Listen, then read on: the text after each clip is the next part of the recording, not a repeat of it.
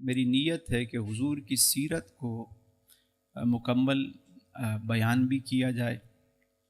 ویسے اس کا حق تو کوئی ادا نہیں کر سکتا، ہمیشہ سیرت نگار لکھتے آئے اور ہر دفعہ جو لکھنے والا ہے، بیان کرنے والا ہے، پھر کوئی نیا موتی نکال کے لے آتا ہے۔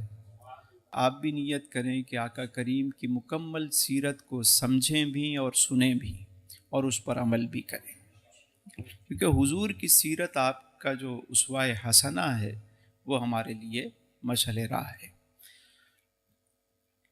تو ہم نے یہ سنا تھا لاسٹ کہ جب آقا کریم علیہ السلام کی عمر مبارک ہوئی 25 سال، تو آپ نے تجارت کے حوالے سے ملک شام کا سفر کیا اور سیدہ خدیجہ الکبریٰ رضی اللہ تعالیٰ عنہ کا سامان تجارت آپ لے کر شام گئے۔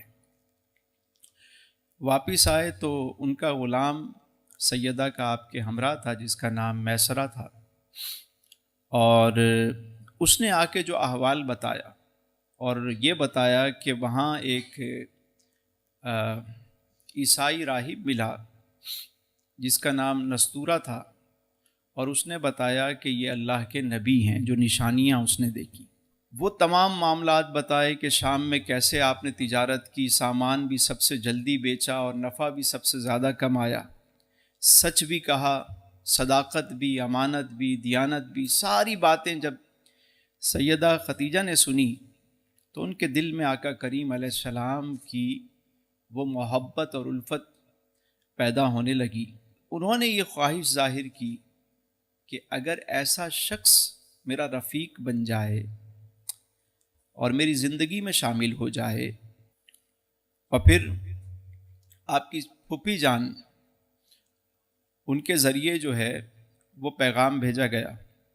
اچھا، پیغام بھی لڑکی کی طرف سے آیا، خاتون کی طرف سے آیا، اور پھر آپ کے چچا سیدنا جناب ابو طالب آپ گئے، کیونکہ سیدہ خدیجہ کے والد گرامی ان کا انتقال ہو چکا تھا، تو ان کے بھی چچا حضرت عمرو بن اسد جو ہے وہ شامل ہوئے، اور پھر یہ نکاح کی تقریب منعقد ہوئی۔ اور دیکھیے اس موقع پہ جناب ابو طالب نے جو خطبہ ارشاد فرمایا وہ سننے والا ہے۔ آپ نے فرمایا حمد و ثنا کی، اور اس کے بعد فرمایا کہ میرا بھتیجا محمد بن عبداللہ علیہ وسلم اگرچہ مالی طور پر اتنا مضبوط نہیں ہے، مگر عزت میں، شرافت میں، خاندانی شرف میں، صداقت اور امانت میں پورے مکے میں کوئی شخص ایسا نہیں جو ان کا مقابلہ کر سکے۔ اور پھر آپ نے تعریف کرتے ہوئے فرمایا کہ میں اللہ کی قسم کھا کر کہتا ہوں کہ ان قریب ان کی شان و شوکت دنیا پہ ظاہر ہوگی۔ اہل مکہ بیٹھے میں کسی کے اندر جرأت انکار نہیں تھی، سب حضور کے اخلاق، کردار، اعلیٰ شرف، خاندانی شرف، تمام چیزوں کے قائل تھے۔ میرے آقا کریم نے اعلان نبوت تو بعد میں فرمایا، لوگ صادق اور امین آپ کو پہلے کہتے تھے، یہ تو حضور کا کردار ہے نا۔ تو نکاح کی تقریب ہوئی، اور اس کے بعد سیدہ کی کنیزوں نے، بچیوں نے دف بجا کر خوشی کا اظہار کیا اس موقع پر۔ پھر بعد میں ولیمہ ہوا جس میں اونٹ ذبح کیے گئے اور دعوت کی گئی۔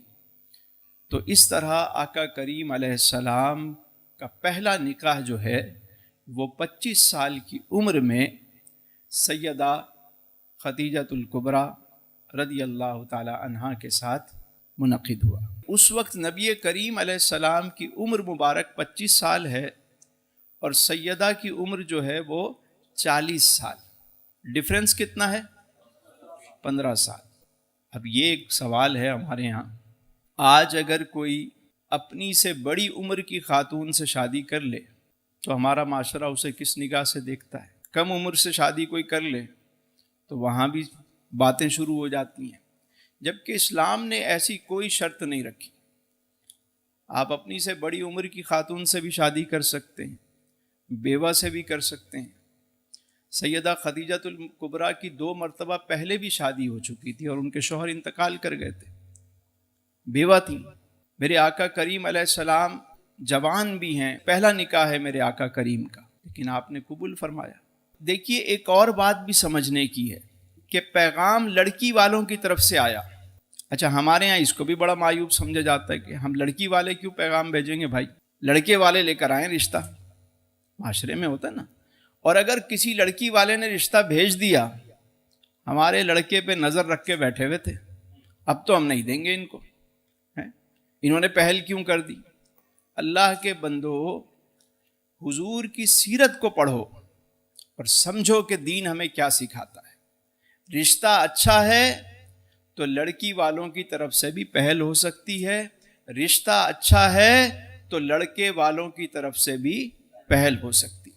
اور دوسرا، معاشرے میں جو یہ ایک اور معاملہ شروع ہو گیا ہمارے ہاں کہ دوسری شادی کو بھی ہمارے ہاں معیوب سمجھا جاتا ہے۔ ضروری نہیں کہ ہر بندہ دوسری شادی کرے، لیکن جو صاحب ثروت آدمی ہے اور وہ کرنا چاہتا ہے تو اسلام نے منع تھوڑی کیا اس کو۔ یہ ہمارے بڑے شہر میں تو بڑے مسئلے ہیں، یہ اچھے رشتے یہاں پہ اتنے نہیں ہیں، اور اگر جو صاحب ثروت لوگ ہیں ان کی سوچ اور بن گئی ہے۔ میں تو ایک گیدرنگ میں بیٹھا ہوا تھا تو وہاں ایک ایسی بات ہوئی، پریشان ہو گیا میں۔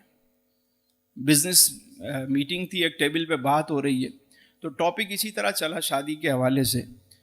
تو ایک سیٹھ صاحب کہنے لگے کہ بھائی ہر پھول کو گلے کا ہار بنانے کی کیا ضرورت ہے، بس پھول سونگھو اور پھینک دو۔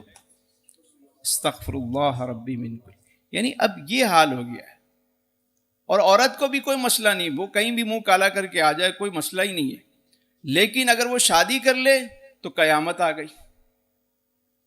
مطلب معاشرہ ہمارا کس طرف چلا گیا، ہم نے سیرت کو کیا پڑھا، کیا سمجھا۔ تو میں عرض کر رہا تھا، میرے آقا کریم کا جب سیدہ کے ساتھ نکاح ہوا، حضور علیہ السلام نے ان کے تجارتی معاملات کو بھی سنبھال لیا اور گھر کا ماحول بھی اچھا ہو گیا۔ لیکن جب آقا کریم علیہ السلام نے اعلان نبوت فرمایا اور کفار کے ظلم و ستم جب شروع ہوئے تو سیدہ نے ہر موقع پہ ہر طریقے سے آقا کریم علیہ السلام کا ساتھ دیا، سبحان اللہ، اپنا سارا مال حضور کے قدموں پہ نثار کر دیا۔ سبحان اللہ، حتیٰ کہ شیب ابی طالب میں جو 3 سال گزارے خاندان نبوت نے، آپ کے رفقا نے، اور جو سوشل بائیک آؤٹ انہوں نے کیا ہوا تھا، 3 سال جو گزارے وہاں پہ، نہ کچھ کھانے کو تھا، حتیٰ کہ پتے کھا کے چمڑا ابال کے گزارا کیا جاتا۔ اور وہ سیدہ، وہ عرب کی عظیم تاجرہ جن کی کنیزیں، غلام، اتنا کچھ، اتنا اسٹیٹس ہونے کے باوجود جب وہ اپنے شوہر کے ساتھ وہاں رہیں تو 3 سال ساری صحبتیں برداشت کی، لیکن کوئی حرف شکایت زباں پہ نہیں آیا۔ جب کفار حضور کو ستاتے تو جب حضور تشریف لاتے گھر میں تو سیدہ فرماتی کہ تمام انبیاء کو ستایا گیا حضور، یہ آپ کو جانتے نہیں ہیں، کون سا نبی ایسا ہے جس کو نہیں ستایا گیا، آپ تسلی رکھیں۔ حضور کا حوصلہ بڑھاتی۔ اگر بیوی ایسی ہو تو یقین جانیے گھر کا ماحول جنت بن جاتا ہے، جو دکھ میں سکھ میں ہر موقع پہ ساتھ کھڑے۔ یہ دونوں میاں بیوی جو ہے وہ سائیکل کے پیڈل ہوتے ہیں، کبھی ایک اوپر کبھی دوسرا اوپر، چلتا رہتا ہے۔ چھوٹی چھوٹی باتوں کو ایشو نہیں بنانا چاہیے۔ جب سے یہ موبائل آیا ہے طلاق کی شرح ہمارے معاشرے میں بڑھتی جا رہی ہے، ایک دوسرے پہ اعتماد ختم ہوتا جا رہا ہے، رشتوں کے اندر وہ مضبوطی نہیں رہی۔ حضور کی سیرت کو پڑھیں، آپ کو پتہ چلے گا لوگ میرے آقا کریم سے پیار کرتے، سیدہ میرے آقا سے عشق کرتی تھیں۔ سبحان اللہ، سبحان اللہ۔